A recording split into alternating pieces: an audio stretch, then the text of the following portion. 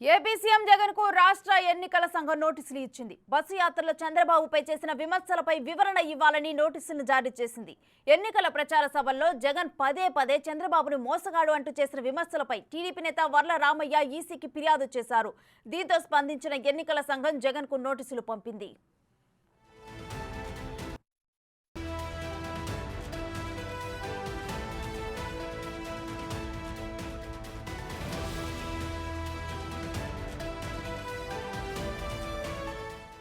అరుంధతి సినిమాలో పశుపతి క్యారెక్టర్తో చంద్రబాబుని జగన్ పోల్చడంపై అభ్యంతరం వ్యక్తమైంది. వాలంటీర్లను పెన్షన్ల పంపిణీకి దూరం పెట్టడం వల్లే 31 మంది చనిపోయారని, చంద్రబాబే హంతకుడని సభలో జగన్ విమర్శించారు. దీంతో పాటు చంద్రబాబు మోసగాడని పదే పదే సభల్లో జగన్ విమర్శలు చేయడంపై టీడీపీ తీవ్ర అభ్యంతరం వ్యక్తం చేసింది. ఎన్నికల కోడ్ ఉల్లంఘించేలా మాట్లాడిన జగన్పై చర్యలు తీసుకోవాలని నోటీసుల్లో టీడీపీ కోరింది. ఫిర్యాదును పరిశీలించిన ఈసీ 48 గంటల్లోగా సమాధానమివ్వాలని జగన్ను ఆదేశించింది. కాంగ్రెస్ పార్టీ అధ్యక్షుడు జగన్మోహన్ రెడ్డి గారు ఇష్టం వచ్చినట్లుగా మాట్లాడుతున్నారు.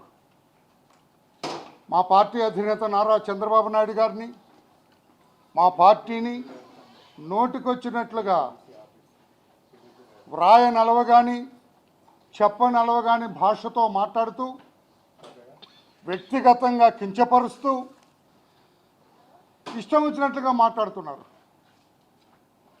ఆయన మోడల్ కోడ్ ఆఫ్ కాండక్ట్కి ఏమన్నా అతీతుడా? చట్టబద్ధంగా యాక్షన్ తీసుకోవడానికి జగన్మోహన్ రెడ్డి గారు ఏమన్నా అతీతుడా అని అడిగాం. మేము 5 వీడియో క్లిప్పింగ్లు పెట్టాం. ఈ వీడియో క్లిప్పింగ్ మీరు చూడండి. వీడియోల్లో ఆయన ఏం మాట్లాడుతున్నారో చూడండి. సినిమా నటులు, ఆయన పెద్ద నటుడు. మీనా గారు మీకు తెలుసో లేదో, జగన్మోహన్ రెడ్డి గారు పెద్ద ఆర్టిస్ట్, ఆయన పెద్ద నటుడు. ఆయన మనం చాలా సందర్భాలను చూసాం. వాళ్ళ బాబాయిని నరికి చంపిన మొట్టమొదటి రోజు నుంచి కూడా ఆయన పెద్ద నటుడుగా మంచి గుర్తింపు పొందిన వ్యక్తి మన గౌరవ ముఖ్యమంత్రి గారు. సినిమాల నటులను కూడా ఆయన అనుకరిస్తూ మాట్లాడుతున్నారు పొలిటికల్ వేదికల మీద. మీరు ఎందుకు చర్యలు తీసుకోరని చెప్పి అడగటం జరిగింది. తప్పకుండా కమిటీకి చెప్పాను. నేను కూడా చూస్తాను ఆ వీడియోలు. ఏమాత్రం డెరగేటర్ ఉన్నా తప్పకుండా చర్యలు తీసుకుంటామని చెప్పడం జరిగింది. ఆయన బొత్స సత్యనారాయణ గారు గౌరవ మంత్రి గారు, ఆయన శ్రీమతి గారు కూడా పార్లమెంటుకు పోటీ చేస్తున్నారు విశాఖపట్నం నుంచి. కానీ ప్రభుత్వ గెస్ట్ హౌస్లు వాడటానికి లేదు, ప్రభుత్వ కార్యాలయాలు వాడటానికి లేదు. అది ఆయనకి తెలుసు. సీనియర్ నాయకుడు ఎప్పటి నుంచో పోటీ చేస్తున్నాడు. అరే, విశాఖపట్నంలో ఎట్లా వాడుతున్నారు మీరు గెస్ట్ హౌస్? మీరు గెస్ట్ హౌస్లో మీటింగ్ ఎట్లా పెడతారు? మీ మీటింగ్కి ఎన్ని కార్లు వచ్చినాయి? ఎంతమంది నాయకులు వచ్చారు?